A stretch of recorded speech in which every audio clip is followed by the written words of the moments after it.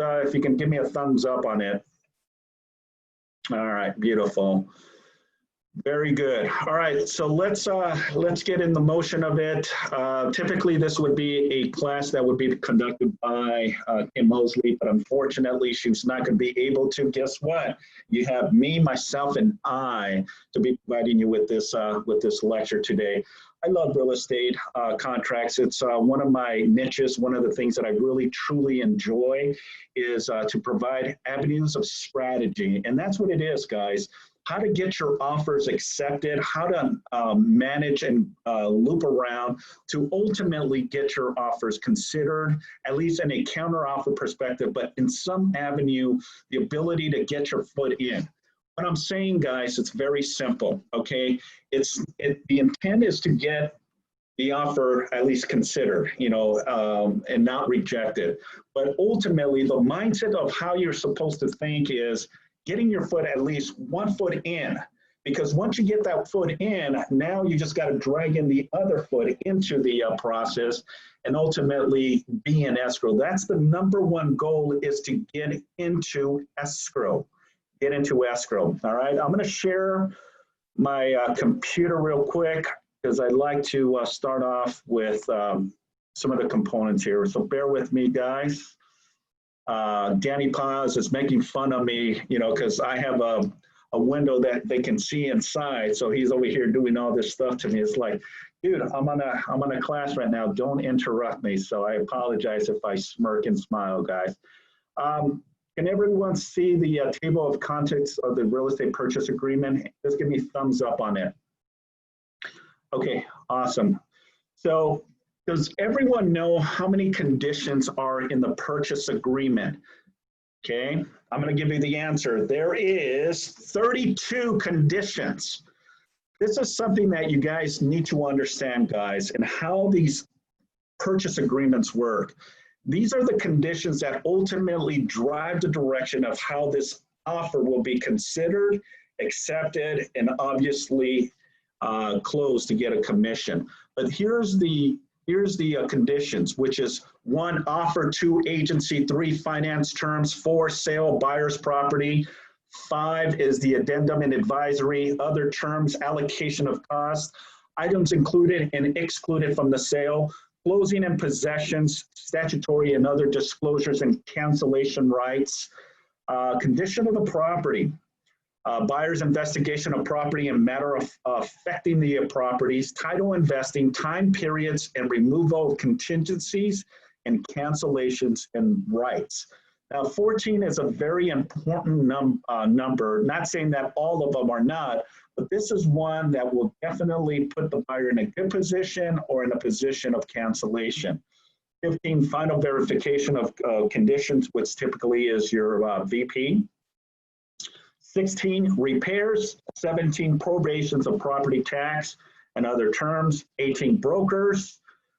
19, the representative capacity, which is usually if you're representing a corporation, a trust, an LLC, something to that nature, then the representative capacity form will be utilized. Number 20, the joint instructions of escrow. 21, the remedies of buyer breach of contract. That's another one that you definitely need to understand and navigate in having those conversations with the buyer. 22, dispute resolution. 23, selection of service and providers. 24, multiple listing service, which is better known as the MLS. 25, attorney fees. 26, assignments. Okay, and a lot of agents don't understand that. Can you assign this contract to another buyer? And we're going to tap in a little bit into that later on through the process. 27, equal housing opportunities, so that we do not discriminate. 28, terms and conditions of the offer. 29, time of essence, entire contract and changes, modifications, and how all that works. 30, which is definitions. And another thing, guys, that I truly recommend is go to paragraph 30, look at the timelines of definitions, because that'll tell you when can you release contingency removals, what are the times of the notice to perform, what are the time frames of demand to close, And it really gives you the defined position of how and when to have these conversations. 31, expiration of offer, and the last, acceptance of offer. Then it goes down to the confirmation of acceptance, real estate brokers, escrow holder acknowledgement, the presentation and offer, and obviously the rejection of the offer, okay? We never want to have that checked because either the reason for being rejected is because the price, the terms, or you know, they just look at your purchase agreement and they're saying, what the heck is this, okay? So we're gonna navigate through the components of really defining how to write an effective purchase agreement to get your offers at least considered, and ultimately the goal is to get it accepted, okay? You guys all with me on this? All right, let's continue.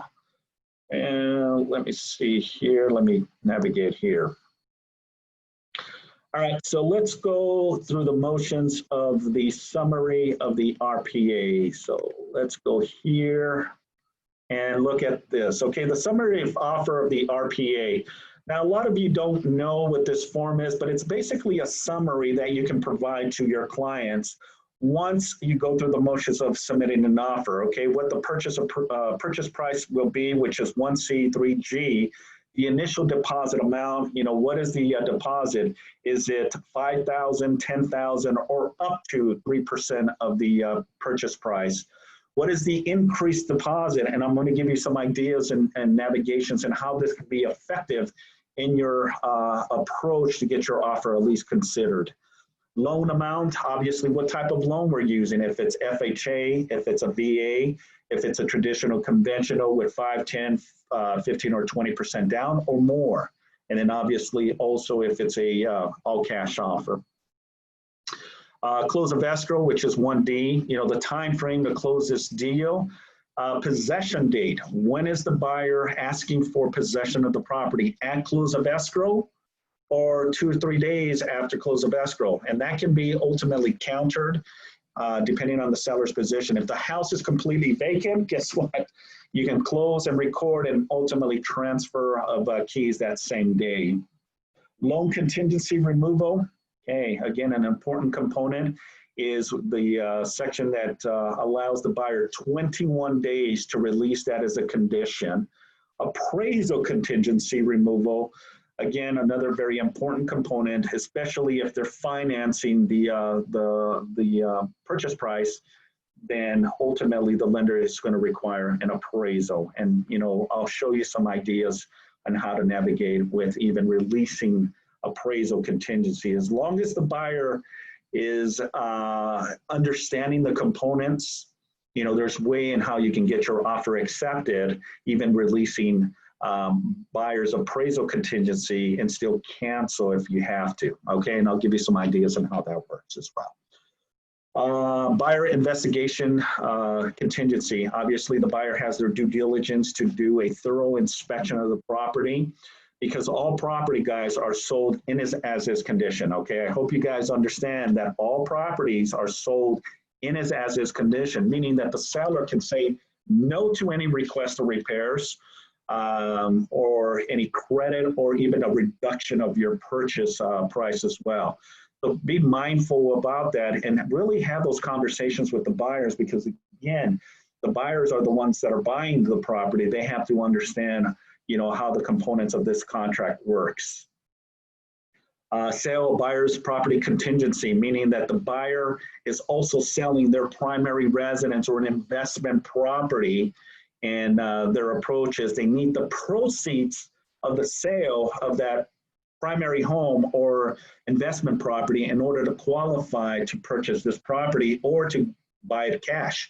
Maybe they have substantial equity or enough equity on their sale that they can ultimately buy this property cash, free and clear. So give you some ideas on how that works when it sales of buyer's property contingencies. Items included, which is section EB2, again, things that are going to be asked upon the buyer or some things that are already on the MLS that says that the seller will leave this, but will not leave this, and that, okay?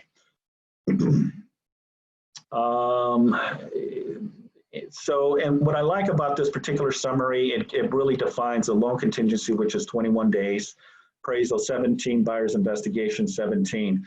So the RPA is a very unique, when I started real estate many moons ago, the RPA was only 5 pages long, 5 guys. And everything it didn't have the verbiage that it has now. A lot of the stuff we had to handwrite, because we didn't have the technology back in the mid-90s to utilize the effectiveness of what we have now with zip forms, online DocuSign, and so on and so forth. So every time we would have to submit an offer, guess what? We would literally spend 30 to an hour just drafting the purchase agreement because it had more lines than actually embedded information on there, instead of like what we have now, check here, check this, check that. No, everything now is streamlined than it was back in the day, guys. And I guess that really tells me that I'm an old guy already. So there you go. I just exposed the years of experience that I have in this industry. So I would just throw that at you. All right, guys. So let's go down to the nitty gritty of the purchase agreement. So. And feel free, guys, if you have any questions whatsoever, guys, just unmute yourself and say, hey, Simon, I have a question, and I'll be more than happy to answer and address any of your questions, okay? So give me thumbs up on that, just indicating that you guys are good with that. All right, so let's get into the purchase agreement. So here we go, guys. Now, what is the ultimate goal here? Okay, the California Residential Purchase Agreement and Joint Escrow Instructions basically means that this is an offer to purchase residential property. And what it says below that, and joint escrow instructions, meaning whatever you guys agree, buyer and seller agree to the terms, will also be reverted into the escrow instructions. Meaning whatever you agree on the purchase agreement has been signed, executed by both the buyer and the seller, will transfer it into the agreement of the escrow instruction. Bottom line, that's what it is. Now, you will always want to have the most updated contract, which is the latest. Right now, revision is December of 2018. That is the most current purchase agreement that is available right now, okay? All right, so the purchase agreement, for me, I can tell you because I've been doing this for quite some time. I used to be a compliance officer, and all I would do on a daily basis go through hundreds and hundreds of PDF files and purchase agreements and making sure that everything is filled out correctly. Any discrepancies, I would kick it back. Any missing initials, signatures, or agent signatures, I would kick it back. So I already know, most of the information and how to fill it out, and it'll take me maybe about 5 minutes or so, if that, okay? Most of you don't do this quite often, so it may take you a little longer, and that's perfectly fine. You can always send an email to our broker, Kim Mosley, or myself, to get a second opinion and just get some second eyes on it, guys. We'll be more than happy to help you with that. Send it out and CC me on it as well with Kim. Kim is a phenomenal broker, and she handles all these type of contracts. So send it out to her. Hey, Kim, I just want to get second eyes on it just to make sure that I've covered all T's and all I's on it before I send it over for signatures, okay? So again, use the leverage of the office to help navigate these purchase agreements. All right, so date of prepared is basically the date that you start the initial process, not the date that you submit the offer, but the date that you actually start preparing for this. So we'll say that it's today, August 18, 2020. This offer is from, who do you think goes on there? The buyer, okay? So that's where you're gonna put Mr. Smith and Mrs. Smith, let's just say that's going to be your client, right?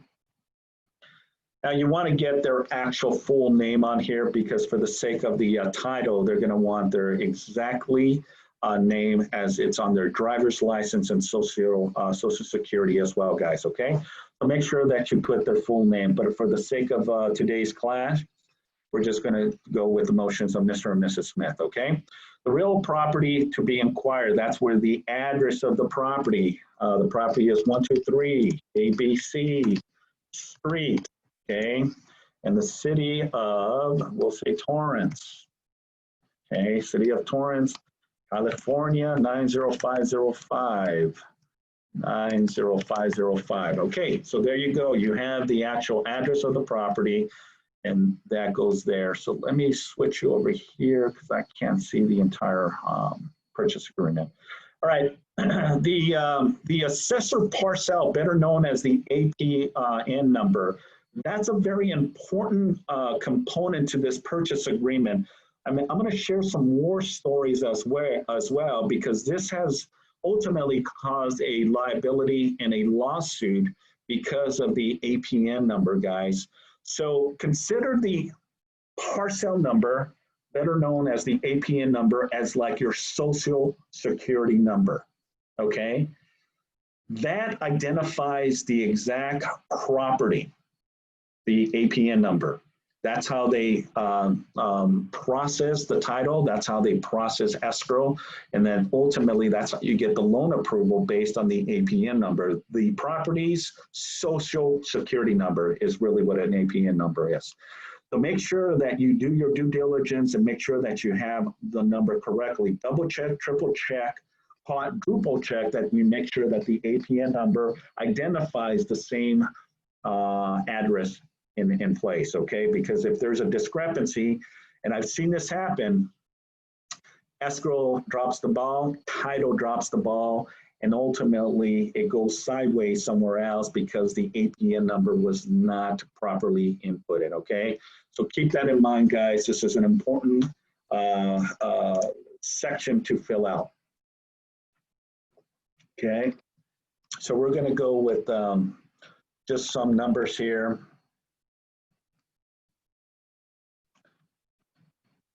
All right, we're just going to go with that.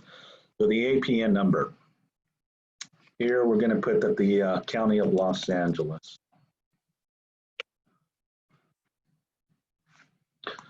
All right, the next section is the purchase price. What are you willing to offer on this property, okay? So let's say that you guys all, let me see how many people are on the call right now, about 17 people on the call. All right. So let's say that you guys are making an offer of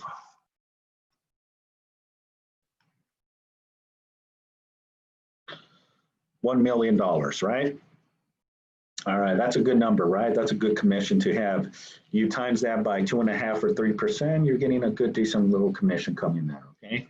So you're making an offer on 123 ABC Street in the city of Torrance. And the offer that you're submitting is at $1 million. The next is the close of escrow, guys. The close of escrow. Let me pull this up to the side a little bit here. So the next one is the close of escrow. Now you have two components. You can check here and put a specific date, such as October. Oops, hold on. Such as, you know, a specific date. Let's say that you want September 25th, okay? You can be that precise on the close of escrow, or you can just put it's going to be 30 days. Now, the majority of agents just put 30 or 45 days, depending on what type of loan that it is, okay? So for the sake of argument today, we're just going to do a 30-day escrow. Now, the other component here, guys, is the confirmation of the information of who the buyers and who are the sellers, okay? And this is important to really do your due diligence as a professional real estate agent. Why do I say that? Very simple, guys, because it makes you look that you know your stuff and that you put the time, effort, and energy to really put in the information on who the listing agent is and all that. And I've seen, remember, guys, this is like a resume. Well, Simon, what are you talking about, a resume? Yeah, it's like a resume, guys, because when you send out a resume that does not look complete, it's all over the place, guess what's going to happen with your resume? They're going to look at it. They're probably going to put it aside. They're going to say, yeah, you know what? This agent is not professional. Don't be that agent. I'll repeat, don't be that agent, okay? Fill it out completely. If there's nothing to fill out, and you just put NA, okay? I was taught many moons ago to really be clear and concise and fill out everything on the purchase agreement. And then not just that, it gives you an opportunity to really look at if you made any mistakes or errors, that you'll catch them before you submit it. Because again, don't be that agent that they're talking about, okay? I hear it here in the office. Some of our top agents will come into my office and say, hey, Simon, I received this offer, check it out. And I go through it, and then I just start chuckling because it's like, are you really serious? This agent submitted this offer. Not our agents here in the office, because you guys are all professionals, but you know, those outside agents, unfortunately, are not being really trained properly. So I can't do anything about it. We can only just bring them on to Keller Williams, right? But be that agent that ultimately looks professional, acts professional, and fills out these contracts professionally, guys, because that'll put you in a category of the least consideration. Remember, everything that we do is consideration. You want your offer to be considered and not rejected, okay? You don't like that. Rejection is not a good thing, especially if you're working with a client that relies and depends on you to close the deal for them, okay? They seek you for the purpose of helping them find that home, submit the offer, negotiate, and ultimately close the deal, all right? So the following agents are confirmed from this transaction. So there's multiple lines here if there's more than one agent involved. So for the sake of this, we're just going to say that there's only one agent. So you'll put in whatever company that has the home. So the sellers and the buyers. So the seller's brokerage means the listing agent, okay? So I'm going to put listing agent's name, all right? You want to do a little bit of research and find out what the license number of the agent is. So let's just say that's their number. Simon? Yes? Okay, you put in there the brokerage firm name. The broker, yeah, I'm sorry. That's what I meant. The not the agent, but the brokerage. See, there you go, Rosie. Thank you for catching that. So the brokerage name, my apologies. It's right here. So here you put the agent's name. Thank you, Rosie, for, and then here you put the broker's name, which it can be, let's just say, what a real estate company. We'll say Century 21. Okay, so that's where you would put the information, the brokerage license number, and then the agent's name goes here, and then the agent's license numbers would go there. Okay, and then which one would you check is the seller's agent, which is representing both buyer or seller. In this case, it's only the seller that they're representing. Here, we're representing the buyer, so Keller Williams Realty, Realty, I can't even spell no more, guys. Pardon me here. Realty South Bay. And then whatever the license number is for the company, let's just say it's this number. And then we'll say Simon is the buyer's agent. Okay? And then I would put in my information, which that exactly is my license number. All right, so we represent the buyer in this case, okay? You see how it's starting to look really pretty when you actually put in all the information? It really showcases your position. Okay, so once we know the information of the listing agent, the components is, which is section A, the initial deposit, guys, all right? So here's a very good component. If the buyer truly wants this home, you got to be aggressive, guys. And more so when a property is in the market less than a week, you're probably going to get a lot of activity. And more so, you might be in a multiple offer category.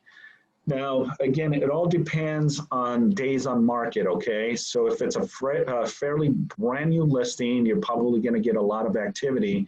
You really have to educate your clients to be very aggressive in their position, because that'll be the ultimate avenue if they're going to get their offer considered or even accept it.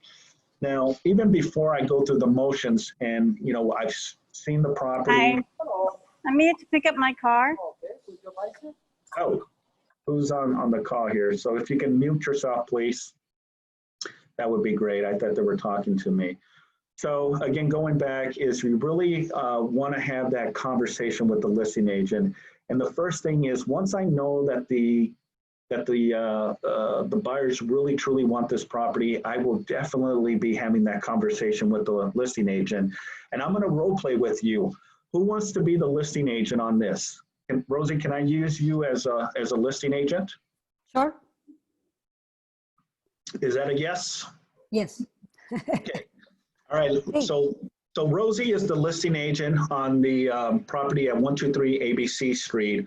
I'm the buyer's agent representing Mr. and Mrs. Smith. I will be calling Rosie to get some information. So here's the scenario. Okay, the listing just came on the market yesterday. It's priced at $1 million. Okay, it's a single family residence. It's an SFR. 1 day on the market, and I'm going to go through the motions and just go with the motions of what you know about the property, Rosie, and then I'll ask these questions as well. Okay, here we go. Sure. Ring, ring. Hello, this is Rosie with Keller Williams. How are you? Rosie, you're not with Keller Williams. You're with Century 21. Oh, I'm 21. Okay. I'm kidding with you. I'm kidding with you. That's fine. All right. Rosie, good afternoon. This is Simon Cazares with Keller Williams. How are you? Oh, I'm doing really well. Thank you so much for calling. Awesome. Yeah, the reason for my call is your property on 123 ABC Street in the city of Torrance. Is that property still available? Oh, yes. I just put on the market yesterday. Brand new. Wonderful. What a beautiful listing, by the way. Let me ask you, Rosie, how did you get that listing? Well, actually, it's a past client of mine. Okay. And I sold that property 7 years ago, and they were ready to downsize, and now I'm ready to sell it. So it's exciting. That's awesome. That's good to hear. Yeah, that's great when you have clients that come back to you and helping them sell. So that's phenomenal. That's good to know. Now, Rosie, let me ask you this question. Have you had any offers on it? No, I just put on the market yesterday. I have received a lot of calls. So I'm scheduling already 6 appointments. So I would advise you to schedule an appointment as soon as you can. Wonderful, wonderful. Awesome. That's good to know. Okay. And how soon does the sellers want to be out? I think that they probably would like to be out maybe by the end of the month, next month. That's where Okay, so what you're telling me, Rosie, is that they want a fast escrow. Yeah, that's correct. Yes. Wonderful. Okay. And now, are you going to be representing them on their next purchase? Yeah, that's correct. Okay, wonderful. So is it going to be contingent upon them finding a replacement property? No, they don't need to sell this one to buy the other one. No. Awesome. Okay. Guys, that's an important question to ask, because that will dictate, you know, how you're going to draft this purchase agreement. Asking the right questions will give you the right answers to really navigate and really paint the picture here. Awesome, Rosie. Thank you very much for providing me with that information. Now, what are the sellers really looking at when it comes to an offer? You know, obviously the price. They want to close as soon as possible. But is there anything else that they're looking at when considering an offer? Well, I am expecting multiple offers. So obviously, price is going to be a situation they are going to be considering. But I always wanted to make sure that I'm able to work with the agent, and also that you can submit a very clean offer in terms of contingencies and so forth. And since I'm expecting multiple offers, more likely they don't want to do termite. So I just want to let you know in advance. Yeah. All right. So what you're saying is not to submit an offer with termite on there. Okay. Awesome. Is there anything in the property that will not be stained? Yes, they are going to leave, they're going to take, excuse me, the refrigerator and the stove. Okay. It's pretty new, so they bought it like 5 months ago, so it's not going to stay. They're not going to Okay. stay. All right. All right. I appreciate that, Rosie. Again, the reason I'm saying this, guys, is because, again, every little detail that you have a plus, that you got an answer, you can have that conversation with the buyer. Ultimately, the buyer will make the decision if they want to still include it, because we are representing the buyer, but at least I can have that conversation, guys, saying to the buyers, listen, I already got all the intel of the information from the listing agent on what the seller wants to see on the contract. At the end of the day, it's really your discretion and how you want me to approach it. I'm just telling you, and then I would go through the bullet points of what transpired, and then ultimately navigate this as clean as possible, because Rosie mentioned to me that she wants a clean offer. Okay, what is clean? That can be many variables. I mean, my clean can be different than her clean, but this is why I'm asking these questions. Awesome, Rosie. Thank you so, so much. Now, if we were to submit an offer, how soon will the seller be considering and reviewing offers? More likely it's going to be next week. We're expecting a few appointments already I made this weekend. So what he wants to do is to collect as many appointments as we receive before next week. And then I'm assuming that they're going to review it next week, maybe by Thursday or Friday. Okay, so what you're saying is not this Thursday, but the following next week on Thursday, they'll be reviewing the offers. That's correct. Okay, now is there going to be a counter offer or no counter offers involved? Well, I usually advise my client to counter, but it's going to be depend on the client. You know, if I get a really good offer, the client might decide to accept that offer and don't counter the other one. So I don't want to give you any full information. No, and I appreciate this. And this is the reason, Rosie, that I'm personally reaching out to you, just to get a good understanding, because I don't want to waste your time, and especially your seller's time. I want to be very clean and clear in our position, because I would love the opportunity to work with you. You come across very professional, and ultimately my goal is to have our offer considered and accepted, and work together for the next 30 days. Would that be okay? Sure. Awesome. Okay, I think I got pretty much what I needed. Our clients are solid. They got very good FICO scores. My clients have really good work. They have good jobs. They both make over six-figure income, so qualification is not going to be a problem. They're going to come in with 20% down, and ultimately they're going to come as clean as possible, because they're very, very interested. They really like the neighborhood, and they want to get their children into the school system. So thank you so much, Rosie, for that information. I will be talking to my clients, and then I'll probably reach out to you and letting you know if we're going to be submitting an offer. All right. Thank you. It was a pleasure. Looking forward to hearing from Awesome. you. Thank you, Rosie. Appreciate it. Bye-bye now. All right, guys. So I just did an initial conversation to really get the momentum.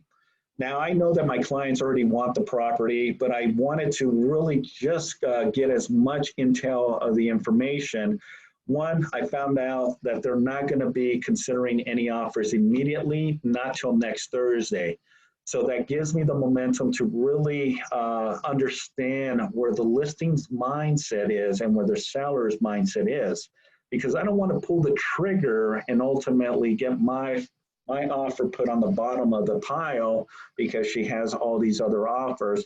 But at the same token, what I want is to really understand the listing agent's perspective, how she works, how she navigates, and really understanding her practice, because again, that's the key to ultimately getting your offer considered, because it's not always about the price, guys, or the terms. It's about, can you get along with that other agent? Remember, it's like a relationship, guys. I want to have that relationship and not compromise that relationship due to me being unprofessional or ultimately not navigating of what they're requesting. you know, you got to play it very neutral in the beginning because the goal is to get your offer accepted, guys, okay? Because the wall is right there. We don't have any consideration until the listing agent and the seller get together, present the offers, and ultimately make a decision to counter, reject, or accept. Those are the three things that can happen. Counter, accept, or reject. You don't want to be rejected. You want to at least be considered as a counter, or at least the goal would be is to get your offer accepted. But then I'll have another conversation with Rosie once I'm ready to submit the offer, and then you'll see what my next approach is, okay? So once I have that. Simon? Yes. Sorry, Simon, quick question. So based on the information that Rosie gave you saying, okay, the sellers are not going to make a decision till next week, do you choose to submit the offer sooner or later or closer to the date of their consideration? Well, for me, and I'm a stickler with that, you know, I wanna submit the offer as soon as possible because we don't know how many offers are gonna come in. You know, I don't know if Rosie is telling me and painting the real picture here. She may be saying that to really build the momentum. I don't want to compromise and jeopardize. I'm doing what is right for my buyers, okay? And what is that? Submitting an offer. I'm not going to wait till the last minute. What happens, and again, I've seen it firsthand, guys, what happens if I get that information and I know that Thursday of next week is when they're going to be looking and considering offers, but then I wait till Wednesday evening and not make any initial contact with the agent, and the agent tells me, oh, you know, by the way, you know, sellers have already accepted another offer. So I'm not going to jeopardize my client's position by waiting. It is a strategy because you'll get conversations from other agents. The other agents will say, well, why wait? I mean, why submit an offer now that if the seller is not going to even consider till next week, you know, we're going to be on the bottom of the pile of contracts that have been submitted. I don't want to be in that position, but this is how you approach that. You're going to have constant communication up until next Thursday, meaning that I would follow up as a courtesy. Hey, this is Simon again with Keller Williams. Just want to know where our position is. I want to get information because what we can do is modify the agreement. Just because what you submitted doesn't mean it's set in stone, guys. You can alter and modify the agreement. What I really want is for Rosie to open up to me. What I mean by that is I want to get as much intel from Rosie to ultimately position myself like chess and be able to be on top and get her offer accepted. Because what if she opens up and she really respects me enough to open up, and now she's giving me intel information. Let me ask you this question. Can a listing agent give you their top number? Is that a yes or no? Meaning, can the listing agent tell you the highest price offer that I have right now is $1 million? No. Okay. No. Then the seller is giving you an authorization to do so. How many people say no to that question? And then how many people say yes to that question? And I'm going to give you the right answer to it. Okay. I said It no. depends. Okay. I'd say yes. Okay. All right. The question and the answer is as follows. As long as the seller allows you to provide that information, then you can divulge that information. Right. Meaning, It has to be in writing. If the seller says, you know, you're more than welcome, because again, the goal is to get the highest possible price, right? Because that's going to net more to the seller. So the goal is for the seller to give us the opportunity to really bump up the price. So, and that's a conversation Rosa can have to the seller, Mr. and Mrs. Smith. You know, is it okay for me to provide, you know, the highest possible top offer? If the seller says, by all means do so because I want the highest possible price, then there you go. You have the authorization from the principal. Now, if the principal says, no, no, no, I don't want it, okay, then that's when you can say, you know, unfortunately, just bring in your best and highest, okay? Because I cannot divulge that information. But if the seller is perfectly fine to allow you to do so, then it's free game, guys. Then it's actually an advantage, because I'd rather get that information to the buyer and the buyer's agent to really see if they're really in the game to play, because that'll put us in a position to get even higher offers, and then ultimately navigate of releasing appraisal contingency if you feel that the appraisal may not go through. So there's avenues in how you can approach that, guys, but that's a very good question. So the answer is, it really depends. And it depends that if the seller allows you the authorization to provide or divulge that information, then it's free game, guys. And I don't see why Rosie wouldn't provide me that information. It would help her get an even higher price point. I'm just saying, okay? But it's a very good question, guys. So now moving forward, you know, I would, again, for me, again, in a competitive market, I would try to give as much deposit as possible. Why? It's because it shows aggressiveness on the buyer. It shows that they're very serious if they're putting an initial deposit. Now, what is considered reasonable? What is considered reasonable? Well, the RPA really defines that as saying what is reasonable is up to 3% of the purchase price, okay? What does that mean? Is on $1 million price point, if we do the arithmetic on it, 1 million times 3% is 30,000. So that's the amount that you can't put here, okay, on initial deposit. Now the question to you guys is, can you put less or more? The answer is yes, you can. You can put as much as $1. You can put as much as $1. That's consideration, okay? Now, obviously, no one, especially here in the South Bay, will take you serious if you put a $1 deposit. But, you know, can you put it as a deposit? I've done that on my own personal transactions when I'm representing myself on an investment property. I don't do $1, but I'll put a consideration, which is a lot less. And if I don't perform, then I don't perform. And if I release all contingencies, I'm only out $100. But again, it all depends on the narrative, and it depends on the scenario, guys. But for the sake of this, when in a very hot market here in South Bay, obviously you got to put at least, you know, something that the seller will consider your offer over the competing offers. Okay. So for the sake of today's lecture, we're going to go minimum 3%, which is 30,000. Okay. And it already defaults to direct deposit. So this means that it'll be wired electronically. Okay. So that means that within acceptance of this offer, the buyer has 3 business days. Okay. Not calendar days, business days to deposit that money or wire that money into escrow.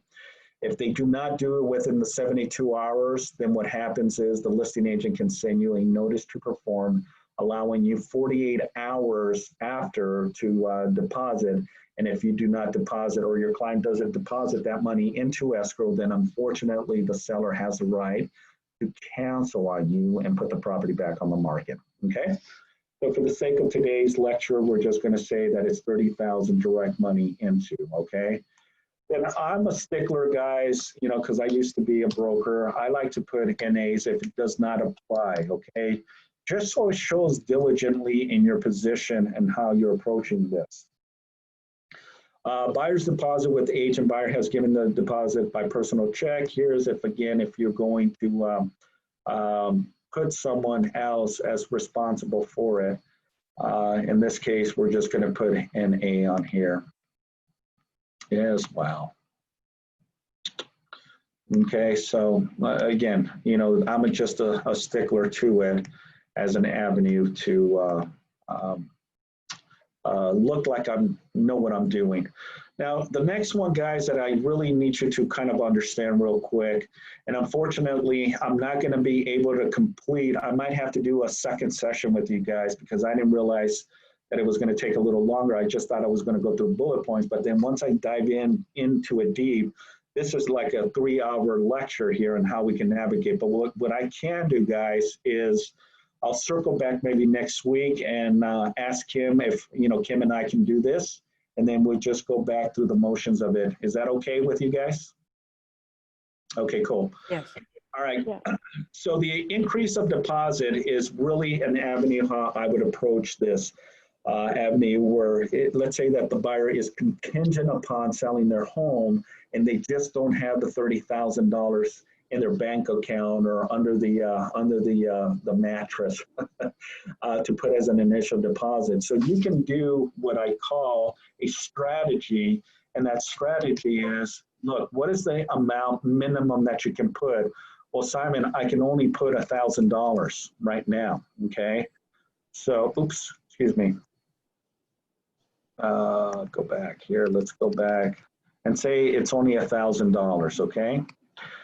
Now, what you're gonna do with this is obviously I'm gonna have that conversation with Rosie and explaining the scenario. Rosie, we're about to close in the next week or so. My clients are compelled that this is the property they really want to submit an offer, but unfortunately, right now they just don't have the means to put a large deposit into escrow, but in good faith, they will put a minimum of $1,000. But once they close, they will increase their deposit into escrow, and that will be the remainder of the $29,000. Y'all with me on this? Okay, the $1,000 initial deposit, and then eventually 29 for a total of 30,000 deposit, okay? And then that will be done within, I don't know, 14 days from the acceptance, meaning that within 2 weeks of this offer being accepted, the buyer will put in the rest of the deposit into escrow, which is still within the 30-day platform here of 30-day escrow. We're doing it in 14 days of acceptance, okay? So here's another avenue on how you can strategize this if you have a situation where the buyer doesn't have the means immediately to put in a substantial amount. And this is where you have to have this conversation with the listing agent to really understand where the seller's position is, guys. Okay, here I would put it in A as well, because obviously you can also put in a specific language here that, the money will be held from a third party, the agent, and so on and so forth. But for the sake of today's lecture, we're just going to put not applicable. All right, any questions so far on this increased deposit? Now, if you have an all cash offer, then obviously you would put an all cash offer. Buyer shall within 3 days of acceptance deliver seller a verification of the loan, okay? So again, if we're going to go traditionally with finance, then what we're going to put is this section here, buyer within 3 days of delivery, such verification of the cash. I'm sorry, this is for cash if it's a cash offer. So if you put this here all cash, then check this right here. Then within 3 days, the seller will need verification of the cash offer. I apologize for that. Okay, but for the sake of today, we're just going to go traditional finance. All right, the loan amount right here, guys, what you need to put here is what the amount that the seller is going to put. So for example, if you're submitting an offer at $1 million and you're putting 20% down, that's $200,000. So what you're financing is $800,000. So you would put $800,000 here. Okay, and then with your initial $1,000 deposit, your $29,000 increased deposit, you're financing 20% of the loan. The remaining balance would be $170,000. You guys understand how the arithmetic worked here? So it subtracts the $30,000 and it subtracts the finance and your down payment. So prior to closing, the buyer would have to come in with the initial $170,000 to make up. If there is something off, then the arithmetic would be off here as well. So I've seen where they'll put in something else in here, like 200, and it changes the parameters of the arithmetic. Okay, see how that changes? Oops, what happened here? There we go. All right, any questions on respect to the finance aspect? All you do, depending on what down payment, and that goes from your 20% to your 50% to your 15, 10%, 5%, even if it's FHA 3.5%, you subtract it.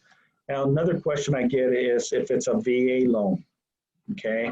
If it's a VA loan, typically your VA loans are 0 down, 0 closing costs.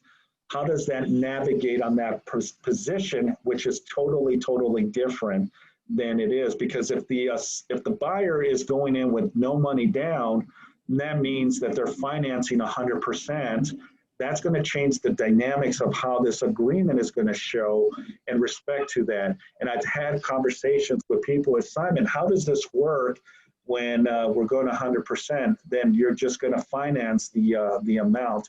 You're still going to have to put a deposit, but ultimately that deposit goes towards the down payment. So for the sake of today's lecture, let's just say that they're putting 30,000, then you're still going to put $1 million, let's just say, finance.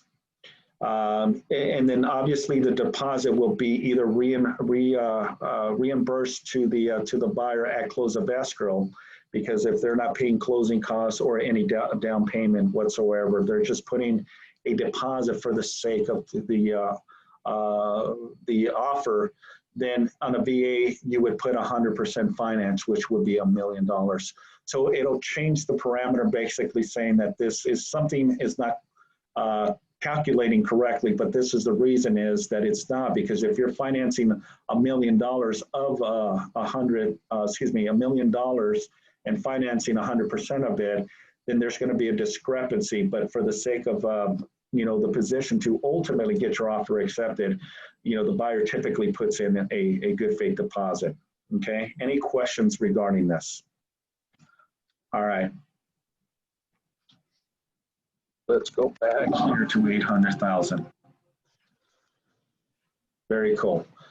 All right, so let me just get through the first page and then we'll cut loose, guys, because I have my next appointment. I didn't realize it was gonna go this long. I thought I would just go in a couple of questions, but I just love contracts and I appreciate you guys and appreciate your time on the call.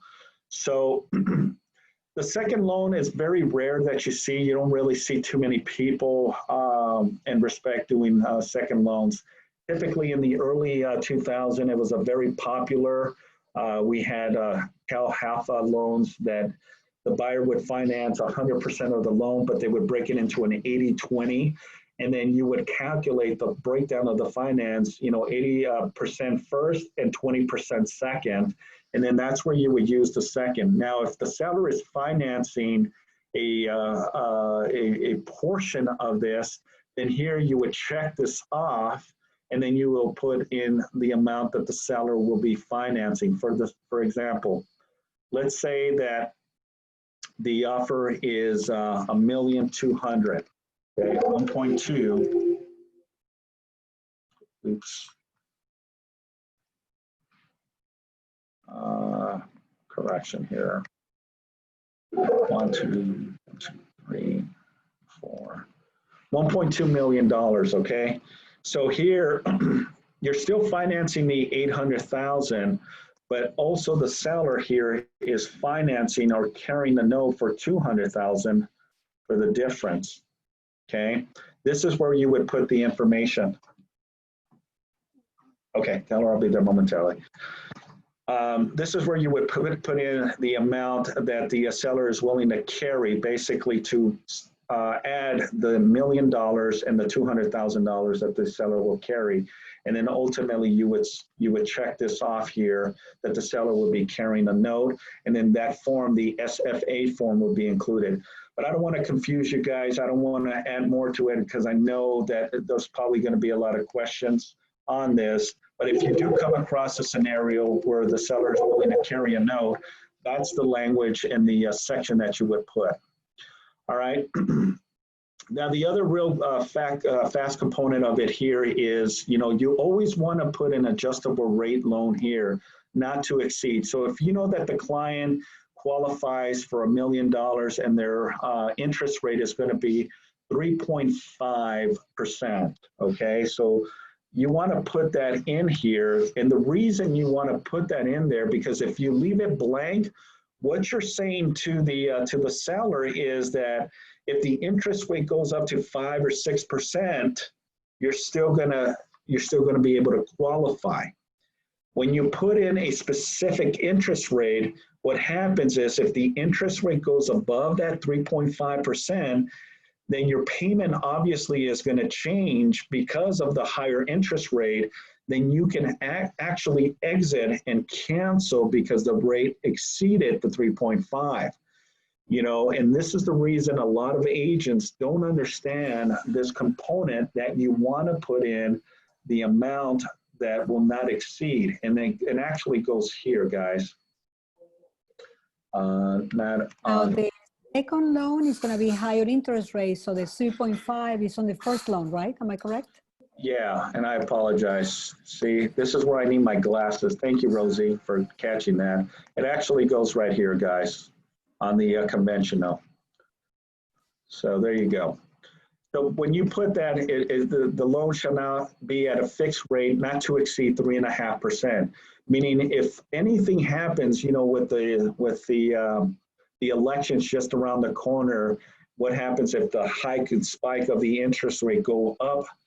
If it exceeds at 3.5%, guys, then the buyer can back out because obviously the monthly payments, the higher the rate, the higher the monthly payment. The lower the rate, the lower the monthly payment is going to be. Here's a prime example that if you put the language on here, if it exceeds that, then the buyer can back out of this deal because they will not feel comfortable with the additional monthly payments, or they may just not qualify because of the loan to value. So that's an important that you always want to put in there. And if you don't see it, I would actually counter it in there and put it, that the buyer needs to put in, their fixed rate in there, because that gives the buyer an avenue to cancel if it exceeds. If you leave it blank, what you're telling the seller and the listing agent, even if it goes up to 10% interest, you're still going to go forward with the purchase of this home. So be very, very careful on that. All right, guys, last but not least is section E, additional financing. Okay, what goes in here? So there's always a question mark here, additional finance term, that if you don't know what to put on here, then you can always click on the question mark and it'll kind of give you an understanding what it is. So additional finance terms is basically what it is. Any other terms that the buyer is requesting from the seller as part of this agreement. Here, what you'll see a lot is closing costs. Buyers requesting that the seller provide up to 3% or 2% or $5,000 of buyer's non-allowable closing costs. This is where you're going to put it on here, guys. Okay, so that's where you would put it if the buyer needs concessions to help them. Typically, when they ask for concessions, you're looking at probably like an FHA type of applicant that's submitting an FHA loan where they're asking for closing costs in respect. But again, the seller and the listing agent can counter, but the goal here is to ultimately, guys, is to get your offer accepted.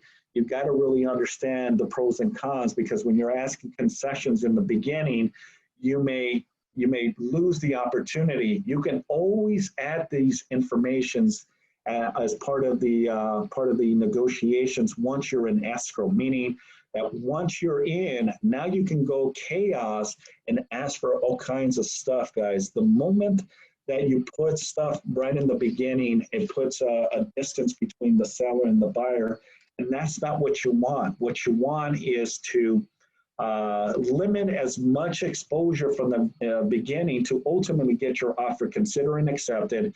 And then ultimately you can have those conversations and saying, look, you know, after really considering, now you're trapped, you're into escrow. Now you can have those conversations and say, you know, we're asking. Now, in these type of scenarios, again, it all depends on the price point, and it all depends on how long the property's been on the market will alter and determine, you know, if you should be asking concessions from the very beginning or not. Now, I've seen it firsthand where, you know, concessions are 10,000, 15,000, 20,000, 30,000, you know, and the seller, because they're motivated to sell, will give you that perspective and that ability to get your offer considered, and the seller providing with that concessions, which again, when having these conversations, I would have that with Rosie, and I would say, Rosie, you know, part of the offer that I'll be submitting, the buyers just unfortunately have enough for the down payment, but they don't have enough money for the closing costs. Are your sellers willing to provide with some seller concessions to the buyer? And then the agent in this particular scenario, Rosie, says, well, you know what, put it on the offer. Okay, well, at least she's giving me the thumbs up. But what if she says, no, you know, after having the conversations, the sellers need every penny on this. Unfortunately, if you put it, but they probably will say no to concessions. At least I know when I have that conversation with the buyer saying, hey, you know what, I tried to get that information and, you know, try to pitch it if the sellers are willing to give concessions. And unfortunately, they said they wouldn't. Now, can you still put it on the camera, on the offer? Absolutely. Okay. But again, do you want to be on the file of rejections or the file of consideration? And again, you got to go back to those conversations and really diving in and really talking to the listing agent to really determine where you stand. If it's a position that you stand that looks like promising, by all means, you know, put it on the offer. Okay, any questions, guys? I know there was a lot, and we covered an hour of just one page, guys. So let's do this. Let's circle back next Tuesday, same time, 2:15. And I'll step in and really start diving into some strategies and helping you. I just wanted to get through some of the fundamentals, guys, and understanding where your position. And again, what it really boils down to having those conversations, okay? Any final thoughts or questions before we finalize today's class? Thank you, Simon. I always learn something new every day. Beautiful. I was just going to say the same thing. Thank you so much. All right, guys. I appreciate you guys. Thank you so much for being on the call. I'm super excited to be doing this. It really gives me goosebumps when I do these classes, because I used to do them consistently here when I used to be the broker. So stay tuned to next week, guys. I really will provide you with some valuable stuff to really get your offers considered and accepted. I just wanted to go through the fundamentals of it and just get through the motions of the first page of the RPA. So with that being said, guys, I thank you guys. You guys are awesome. Thank you again for being on the call. Remember, we have a sales meeting tomorrow at 1 o'clock. I have a phenomenal guest speaker that's going to provide you with opportunities to get more listings by providing on your listing consultations, status and reports, guys. So stay tuned tomorrow, 1 o'clock. Okay, guys? You guys are awesome. Thank you. Have a phenomenal day. Take care.